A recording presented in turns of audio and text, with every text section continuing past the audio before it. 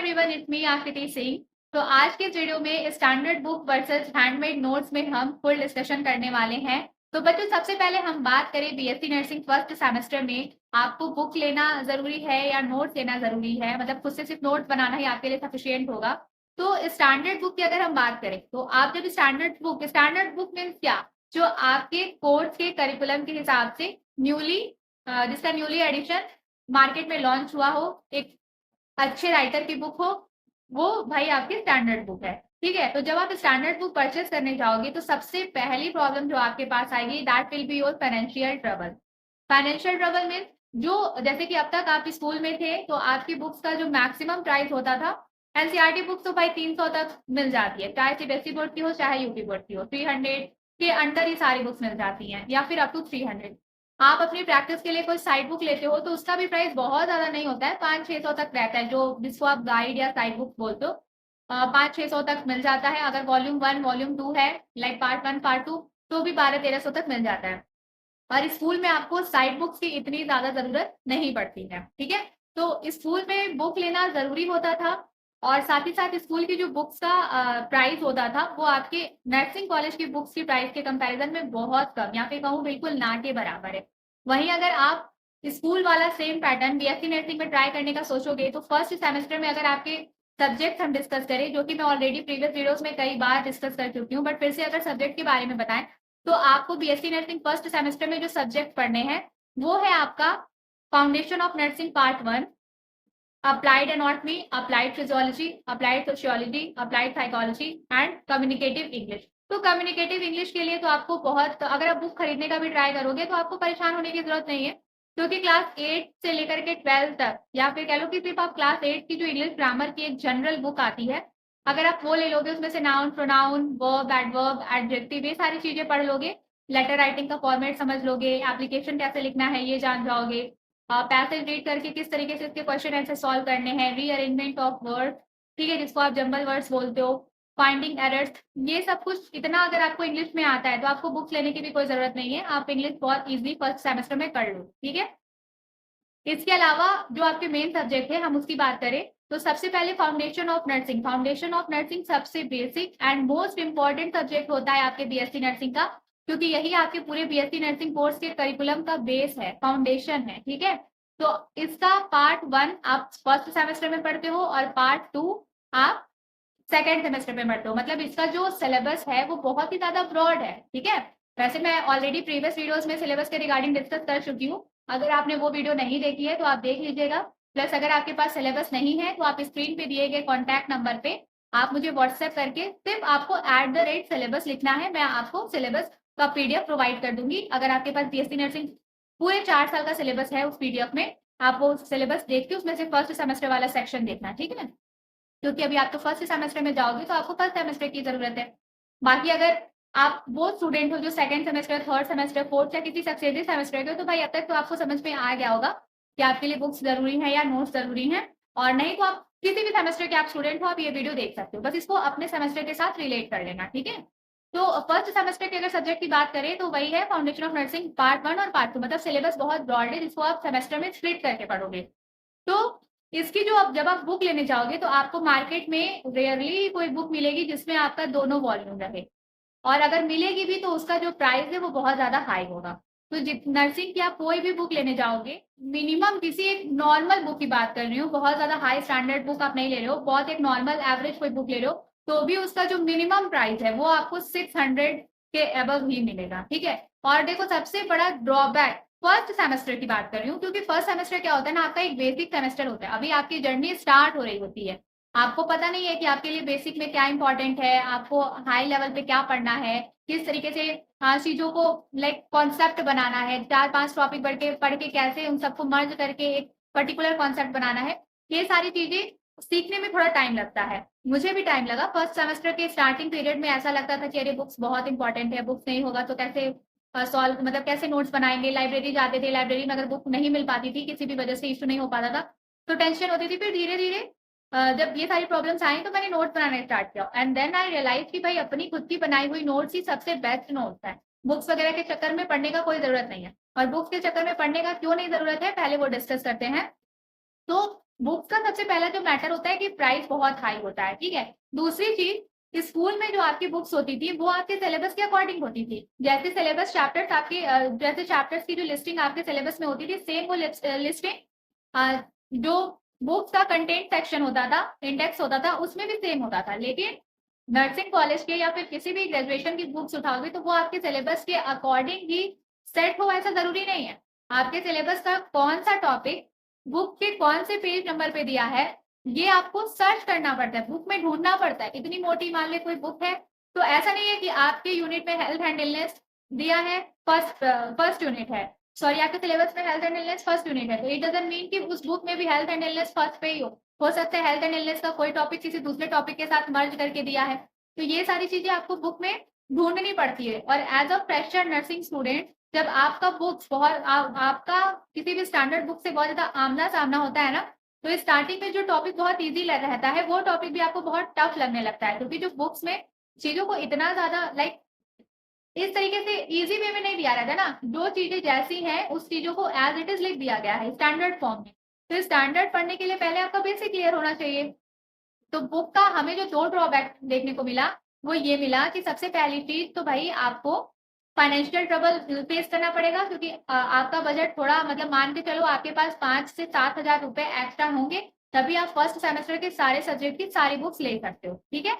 इसके अलावा अगर आपको आपके बुक में आपके सिलेबस के अकॉर्डिंग चीजों को टॉपिक्स को सर्च करना पड़ेगा, उन टॉपिक्स को पहले से मार्क कर लेना पड़ेगा, तब आप उसको रीड करोगे, फिर आप उसमें से कुछ जो पॉइंट समझोगे उसका नोट्स बनाओगे। क्योंकि बच्चों को बुक्स देख करके क्या लगता है कि बुक है, चलो बुक में लिखा हुआ है, अब इसको देख के नोट्स बनाने की क्या जरूरत है, चलो ऐसे एज इट इज इसको रीड कर लेते हैं, लर्न कर लेते हैं, याद कर लेते हैं ना।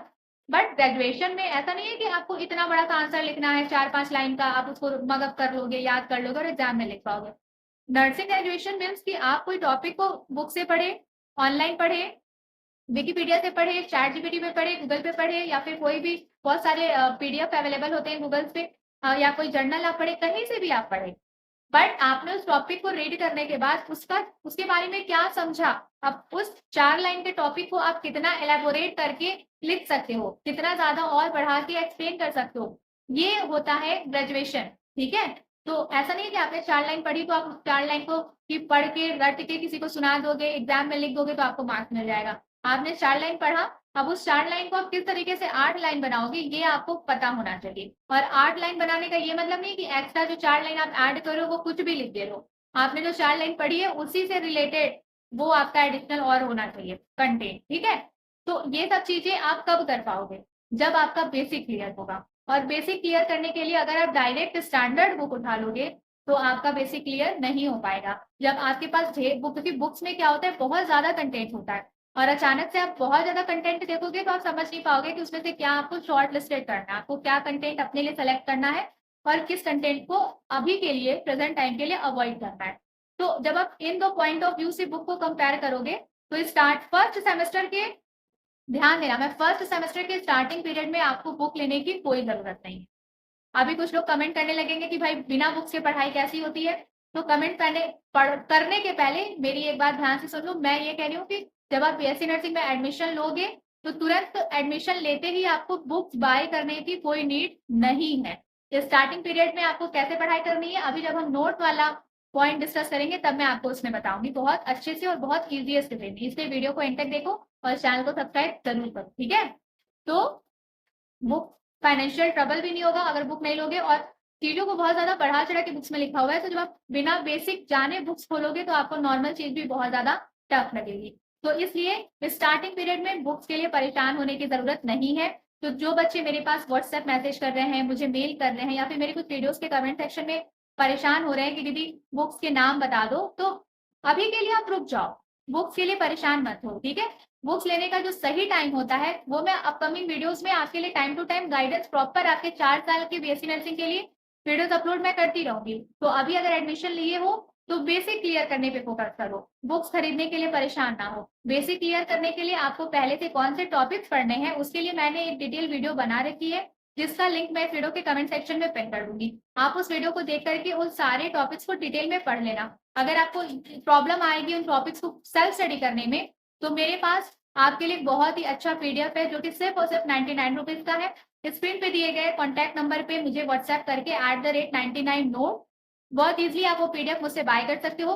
उसमें सब्जेक्ट वाइज कौन से टॉपिक आपको पहले से पढ़ने हैं प्लस उस टॉपिक का डिटेल एक्सप्लेनेशन उस पीडीएफ में अवेलेबल है। अगर आप उस पीडीएफ की हर एक लाइन को पढ़ते हो, समझते हो, तो ये मेरी गारंटी है कि जब आपकी बीएससी नर्सिंग फर्स्ट सेमेस्टर 2025 के सेशन की क्लासेस स्टार्ट होंगी तो आपको कोई भी चीज नई नहीं लगेगी। कोई भी चीज को देख करके आपको ये नहीं लगेगा कि अरे यार कैसे होगा। सारी चीजों को देख के जब भी आप कोई नया टॉपिक पढ़ोगे तो आप हमेशा ये सोचोगे कि अरे इसका बेसिक तो मुझे पता है, तो मैम कितना भी टफ लेवल तक टॉपिक का एक्सप्लेनेशन लेके जाए मैं समझ जाऊंगी या मैं समझ जाऊंगा।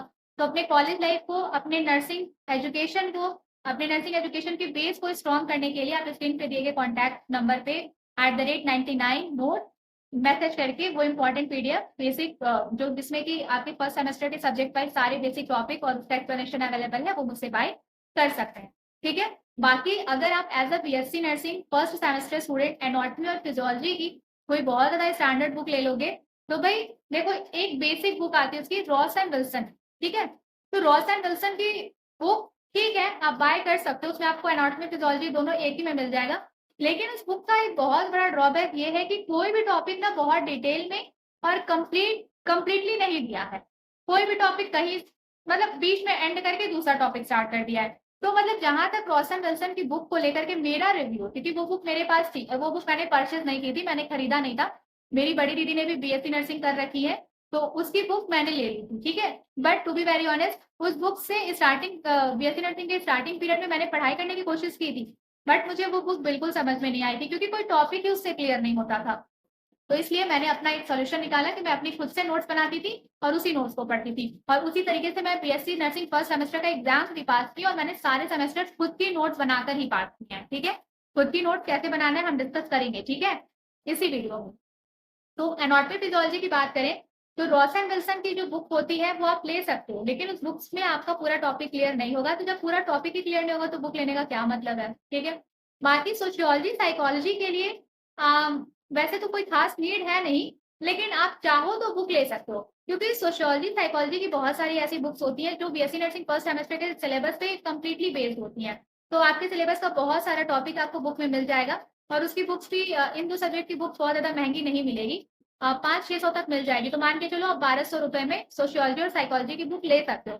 और सोशियोलॉजी और साइकोलॉजी की अगर आपके पास बुक रहेगी तो उसका बेनिफिट ये होगा कि आपको इसके नोट पे बहुत ज्यादा काम करने की जरूरत नहीं पड़ेगी।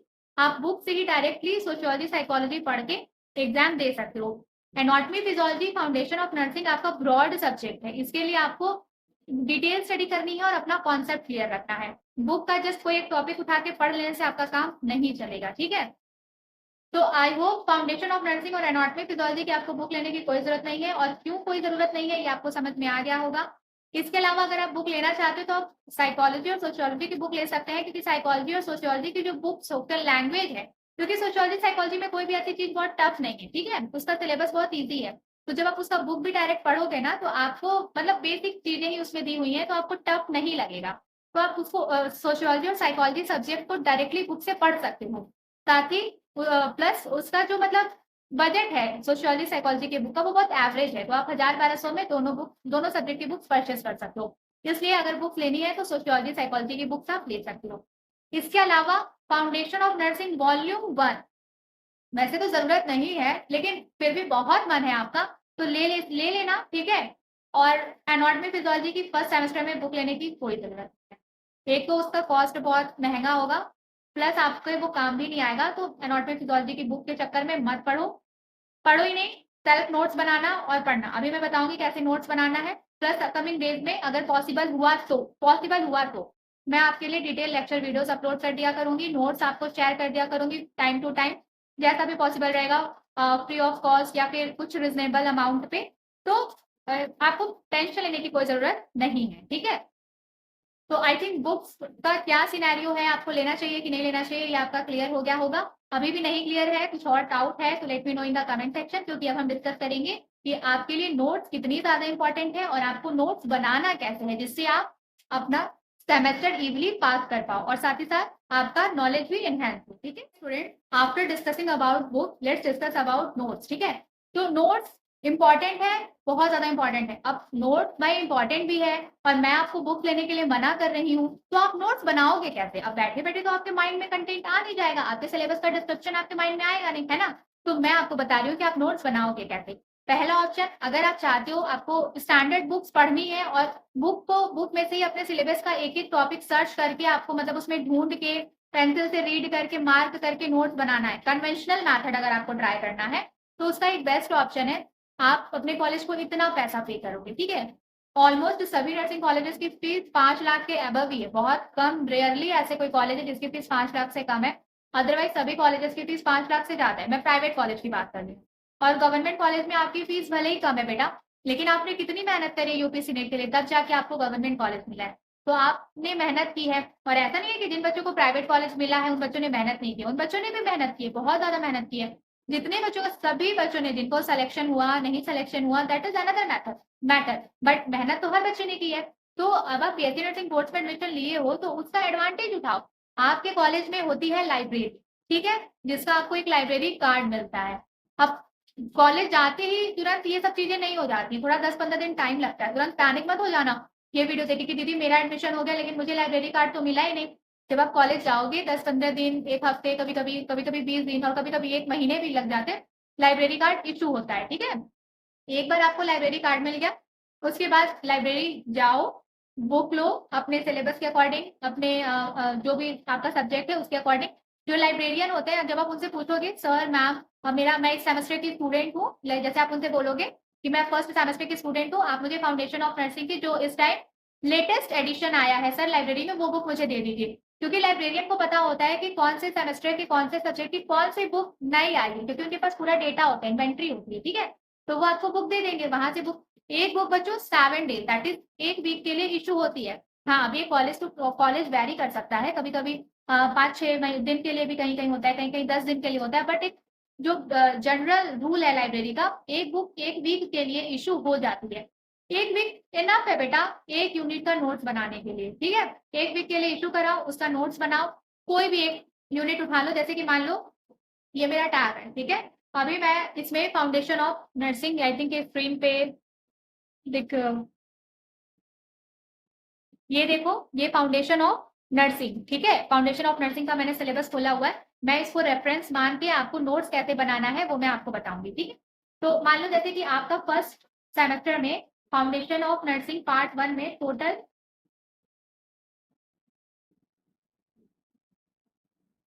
टोटल आपके 14 यूनिट्स हैं, ठीक है? तो मान लो अगर आप इस वीक में क्या किए, गए लाइब्रेरी से बुक इश्यू कराए, 1 हफ्ते में थोड़ा मेहनत करना, 1 हफ्ते में, बहुत ज़्यादा डिटेल में बहुत बड़ा सिलेबस नहीं है, 1 वीक के लिए बुक लाए हो, आप आराम से 1 वीक में 2 से 3 यूनिट का नोट बना सकते हो, ठीक है? नोट कैसे बनाना है अभी मैं बताऊँगी, उस टेक्निक से आप 2 से 3 दिन में 3-4 यूनिट की नोट्स बना लोगे, और अगर 1 हफ्ते बैठ के अच्छे से पढ़ लोगे ना, तो पूरा ये सिलेबस का पूरा नोट बना के तैयार कर लोगे और आराम से उसको बैठ करके धीरे-धीरे करके रिवाइज़ करते रहो, क्योंकि 1 सेमेस्टर का ड्यूरेशन तो आपका मिनिमम 5.5 महीने का होता है ये। नोट्स बना लो, फिर जब-जब टाइम मिले पढ़ते रहो, और वैसे भी आपकी कोई एक सब्जेक्ट तो है नहीं, एक सब्जेक्ट की नोट्स बनाओ, उसको साइड करो, जब टाइम मिले उसको रिवाइज़ करो, दूसरे सब्जेक्ट के नोट्स बनाना स्टार्ट करो, क्योंकि सेल्फ स्टडी करनी है तो चीज़ों को खुद से ही मैनेज करना पड़ता है। तो मान लो आपने फाउंडेशन ऑफ नर्सिंग की बुक्स इश्यू करा ली, बुक इश्यू करा ली, 1 हफ्ते के लिए आपको बुक मिली, अब 1 हफ्ते में आप टारगेट सेट कर लो कि यूनिट 1, यूनिट 2, यूनिट 3, एक एग्जांपल ले रही हूँ।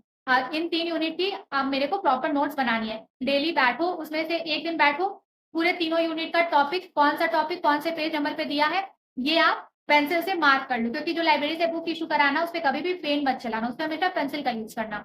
पेंसिल से मार्क कर लो, पता चल गया, ठीक है? फिर नेट से बैठो, उस टॉपिक को रीड करो, जो समझ रहे हो धीरे-धीरे करके टॉपिक कवर करो, नोट बनाते चलो, ओके? अब आप फिर 1 वीक पूरा हो गया, बुक ले जाकर सर को रिटर्न कर दो, मैम को, जो भी लाइब्रेरियन है उसको रिटर्न कर दो। मन हो जैसे 1 हफ्ते पढ़ाई की है, 2-3 दिन का ब्रेक लेना चाहते हो, तो ब्रेक ले लो, क्योंकि भाई कॉलेज में हो, नए-नए गए हो, बहुत और भी कई सारी चीज़ें होती हैं, असाइनमेंट होता है, कॉलेज में स्टार्टिंग में बहुत सारे सेमिनार्स वगैरह होते हैं, ठीक है? गेस्ट लेक्चर अटेंड करना होता है, तो 2-3 दिन का बीच में ज़रूरत पड़े तो ब्रेक ले लो, फिर लाइब्रेरी जाओ, फिर से बुक इश्यू कराओ, क्योंकि कंटीन्यूअसली आपको बुक नहीं मिलेगी। अगर आप सोचो कि आज आपका 7वाँ दिन खत्म हो रहा है, आज आपको बुक रिटर्न करानी है, आप जाके दोबारा से आज री-इश्यू करा लो, तो री-इश्यू इतनी आसानी से नहीं होता, क्योंकि भाई दूसरे बच्चों को भी तो बुक देनी है। तो बट आप 3-4 दिन के बाद जाओगे, या 1 वीक के बाद जाओगे फिर से आप वो बुक बोलोगे तो सर आपके लिए री इश्यू कर देंगे, दोबारा से इश्यू कर देंगे। अब उस 1 हफ्ते का जो आप गैप ले रहे हो उसमें दूसरे सब्जेक्ट को भी आप पढ़ सकते हो या फिर आप थोड़ा रेस्ट कर लो, आपने जो नोट्स बनाया है उसको रिवाइज कर लो, कॉलेज में जो चीजें चल रही है उसको मैनेज कर लो, कुछ भी कर सकते हो, ठीक है। तो पहला ऑप्शन तो आपका ये है। दूसरा ऑप्शन, लाइब्रेरी में मेरा मतलब अलग ही बीएससी नर्सिंग करने का एक अपना अलग ही टेक्निक था। मैंने पूरे 4 साल के ड्यूरेशन में सिर्फ और सिर्फ 2 बार बुक इश्यू कराई है। सिर्फ 2 बार ही बुक इश्यू कराया है क्योंकि मेरे को बुक नहीं मतलब ठीक नहीं लगता। तो इसलिए तो कन्वेंशनल मेथड अगर आप नहीं फॉलो करना चाहते, अगर आप मेरी तरह स्मार्टली स्टडी करना चाहते हैं तो अब देखो, आज के टाइम में मैं जब फर्स्ट ईयर में थी तो उस टाइम पे चैट जीपीटी नहीं था। जब मैं सेकंड ईयर के फाइनल सेमेस्टर में आई, दैट इज फोर्थ सेमेस्टर, तब चैट जीपीटी एकदम एडवांस हो चुका था। चैट जीपीटी पे सारे कंटेंट मिल जा रहे थे, ठीक है। तो फर्स्ट सेमेस्टर में मैंने गूगल से पढ़ाई करी थी। कैसे करना है देखो, मैंने बहुत सारे बच्चों को सिलेबस ऑलरेडी प्रोवाइड करा दिया है। भाई जिसको सिलेबस नहीं मिला है स्क्रीन पे देके कॉन्टैक्ट नंबर पे @सिलेबस करके मुझे मैसेज कर दो, मैं आपको सिलेबस सेंड कर दूंगी। और जिन बच्चों के पास सिलेबस है, फर्स्ट सेमेस्टर का सिलेबस का फाउंडेशन ऑफ नर्सिंग सब्जेक्ट का फर्स्ट यूनिट मैं बता रही हूँ, एक एग्जाम्पल देखिए कि इस यूनिट का मान लो अगर आपको नोट्स बनाना है तो कैसे आप नोट्स बनाओगे, ठीक है। थोड़ा सा एनाटॉमी का भी सिखा दूंगी, फिर उसके बाद जो भी डाउट आएगा उस हिसाब से आप अपना डाउट कमेंट सेक्शन में बताना मुझे, फिर मैं आपका अपकमिंग नेक्स्ट वीडियो में वो डाउट क्लियर कर दूँ, ठीक है। तो और सबसे इंपॉर्टेंट बात, जब भी नोट्स बनाने बैठो तो आपके पास अपने सेल्फ नोट्स होने चाहिए। मतलब कि आपके पास एक ऐसी नोटबुक होनी चाहिए जो आपकी पर्सनल हो। उस नोटबुक का आपके कॉलेज की नोटबुक से कोई लेना देना नहीं होना चाहिए। मान लो आप फर्स्ट सेमेस्टर में गए हो तो foundation of nursing, anatomy, physiology अभी के लिए अलग-अलग बनाना, क्योंकि एक ही नोटबुक में 2 सब्जेक्ट आप मैनेज नहीं कर पाओगे। इंग्लिश की कोई नोट्स बनाने की जरूरत नहीं पड़ती है, एक नॉर्मल सी कॉपी पे चीजों को क्लासेस अटेंड करोगे तो वो उधर मैनेज हो जाए। Psychology, sociology, total 5 registered notebook अपनी सेल्फ स्टडी के लिए रखना। जो बच्चे पूछते हैं ना कि दीदी कितनी नोटबुक की जरूरत है, क्या है, तो कॉलेज में कितने नोटबुक की जरूरत है वो तो डिपेंड करता है कि आपके टीचर्स किस तरीके से आपको पढ़ा रहे हैं। पर फर्स्ट सेमेस्टर के बच्चे हो आप तो अपने सेल्फ स्टडी के लिए 5 रजिस्टर्ड नोटबुक आपके पास होनी चाहिए। उस रजिस्टर्ड नोटबुक पे बेटा अच्छे से ब्राउन कवर लगाओ, क्योंकि जब चीजें अच्छी दिखती है, प्रोफेशनलिज्म के साथ अपने आप को प्रेजेंट करती है तो पढ़ने का मन करता है। तो उसको प्रोफेशनलिज्म सिखाएगा कौन? नोटबुक आपकी है तो आप ही सिखाओगे ना। तो उस नोटबुक पे ब्राउन कवर लगाओ। स्कूल में स्टिकर लगाते थे बट कॉलेज में स्टिकर नहीं लगाना है, लेबल लगेगा, लेबल, ठीक है।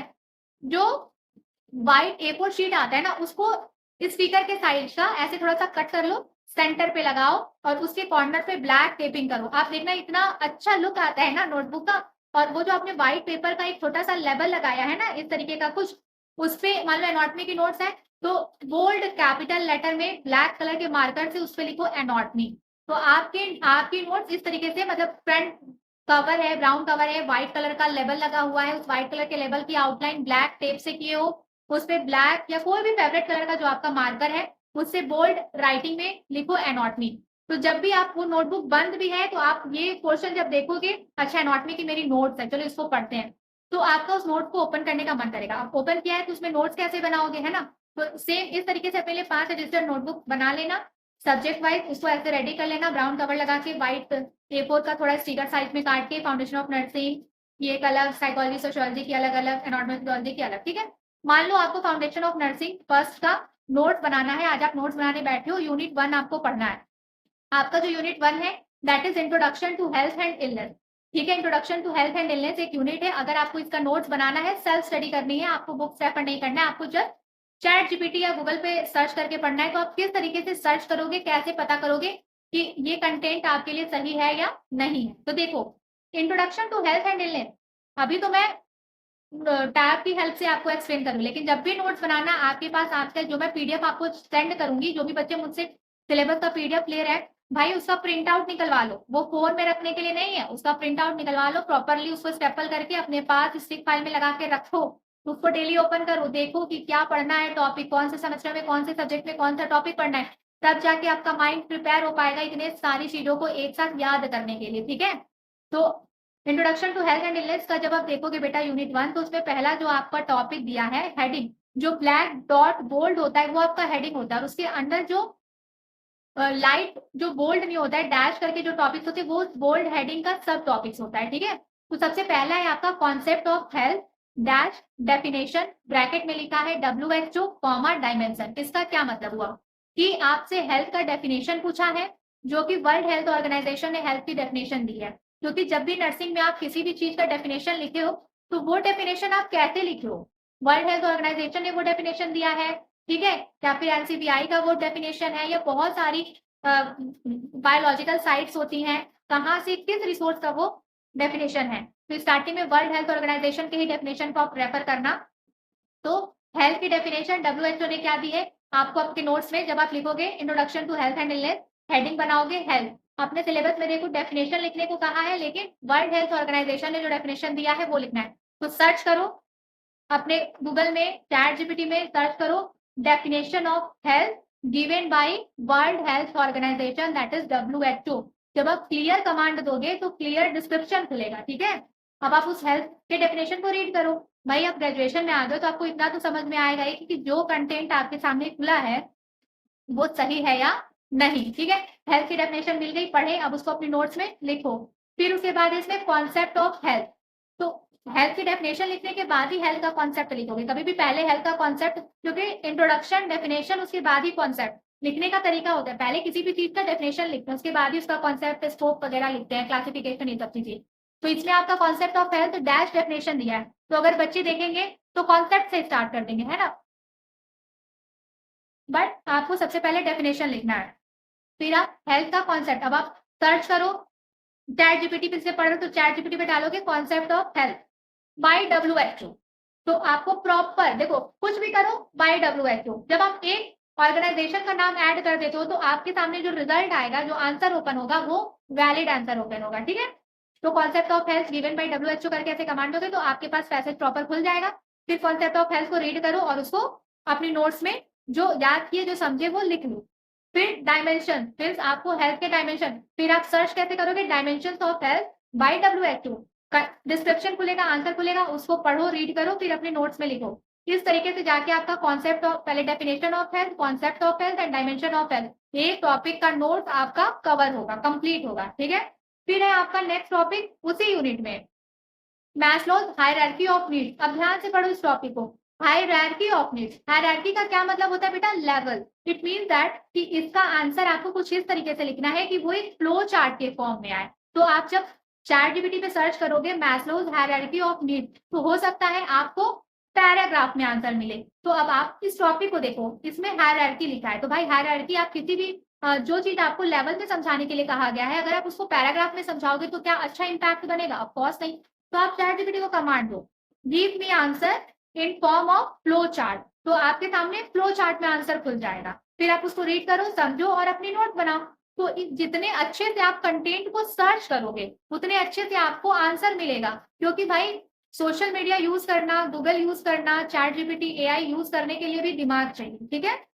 जितना दिमाग इंस्टाग्राम में रील देखने में, यूट्यूब शॉर्ट्स देखने में, जस्ट फॉर एंटरटेनमेंट वाली वीडियोस देखने में जितना दिमाग लगाते हो, उतना दिमाग बेटा ये अपना जो कंटेंट है, इसको, इसका सब कुछ अवेलेबल है आज के टाइम पे इंटरनेट पे। ये कंटेंट के लिए, अपने सिलेबस की पढ़ाई के लिए भी इंटरनेट का उतने ही दिमाग से यूज करो। फिर आपका हेल्थ इलनेस कॉन्टिन्यू है, इसको सर्च करो, देखो इसके अंदर क्या कंटेंट आ रहा है, इसको पढ़ो, जो पॉइंट्स अच्छे लग रहे हैं, सुटेबल लग रहे हैं, उसको लिखो। फिर है फैक्टर्स इन्फ्लुएंसिंग हेल्थ, क्या पूछ रहा है, फैक्टर्स, मतलब भाई इसका हिंदी देखो तो वो कौन कौन सी चीजें हैं जो आपके हेल्थ को इफेक्ट करती हैं, तो कोई एक चीज तो होगी नहीं। तो ऑब्वियस सी बात है, आपको पहले हेडिंग लिखनी है, फिर उस हेडिंग की सब हेडिंग बनानी है, फिर उसको डिफाइन करना है। अगर मैं आपसे पूछूं what are the factors which influence your health, तो आप सोच के बताओ। आपका इकोनॉमिकल कंडीशन, सबसे पहली चीज आपके बॉडी का एनाटॉमिकल स्ट्रक्चर, आपके बॉडी का फिजियोलॉजिकल फंक्शन, ठीक है, आपका इम्यून सिस्टम, ओके, आपकी आपकी जेनेटिक्स, ओके, फिर उसके बाद आपका सोशल एनवायरनमेंट, आपका इकोनॉमिकल कंडीशन, ये कुछ चीजें हैं जो आपके हेल्थ को इम्पैक्ट करती हैं। मान लो कोई एक ऐसा इंसान है जिसके बॉडी का कोई पार्ट डिफेक्टेड है, तो ऑब्वियस सी बात है उसका जो एक ओवरऑल हेल्थ है कहीं ना कहीं उस पर इम्पैक्ट पड़ेगा। तो ये कुछ फैक्टर्स हैं जो आपके हेल्थ को इफेक्ट करते हैं। तो अब इसमें लिखा है फैक्टर्स इन्फ्लुएंसिंग हेल्थ, सिलेबस में ऐसा कहीं भी नहीं लिखा है कि आप इसको डिफाइन करना है कि नहीं, ये दिमाग लगाने वाली बात है। अगर मैं, आप मान लो मैं आपकी टीचर, मैंने आपको क्वेश्चन पेपर में दिया कि what are the factors influencing health, और आप डायरेक्टली लिख के आ जाओगे anatomical structure, physiological function, biological background, hereditary, genetics, social environment, psychological status या मेंटल स्टेटस, इकोनॉमिकल स्टेटस, तो क्या मैं आपको मार्क्स दूँगी? या फिर आप खुद ही एक टीचर हो और कोई स्टूडेंट इस तरीके से आंसर है तो आप मार्क्स दोगे? नहीं दोगे। आप कैसे मार्क्स दोगे? कोई बच्चे ने फैक्टर्स को लिस्ट आउट किया है, फिर उन फैक्टर्स को एक्सप्लेन किया है कि किस तरीके से ये फैक्टर्स हेल्थ को इम्पैक्ट डाल रहे हैं, हेल्थ पे असर डाल रहे हैं, तो आपको मार्क्स मिलेंगे। तो जिस तरीके से आप कॉपी में लिखोगे, एग्जाम कॉपी में, उसी तरीके से आपको अपनी नोट्स में लिखना है, क्योंकि अपनी नोट्स पढ़ के ही तो आप जाओगे एग्जाम की तैयारी करके आप एग्जाम देने जाओगे, सेमेस्टर एग्जाम। तो अपनी नोट्स बिल्कुल आपको ऐसे प्रॉपर बनानी है जैसे कि आपको एक एग्जाम की कॉपी लिख रहे हो, ठीक है? तो नोट कैसे बनानी है, कुछ आपके सिलेबस का एक टॉपिक लेकर के मैंने आपको समझाया है। आई होप चीजें आपको समझ में आई होंगी। तो ओवरऑल अगर हम इंक्लूड करें, रही बात एनाटॉमी फिजियोलॉजी की, तो बेटा मैं इसके लिए एक डिटेल वीडियो अपलोड करूंगी, क्योंकि इसी में करूंगी तो सब मिक्स एंड मैच हो जाएगा, वीडियो भी बहुत लेंथी हो जाएगी और आपको कुछ प्रॉपर समझ नहीं आएगा, ठीक है? तो फाउंडेशन ऑफ नर्सिंग का एग्जाम्पल लेके मैंने बता दिया है, आई होप आपको समझ में आया होगा। डाउट है तो प्लीज कमेंट सेक्शन में पूछना।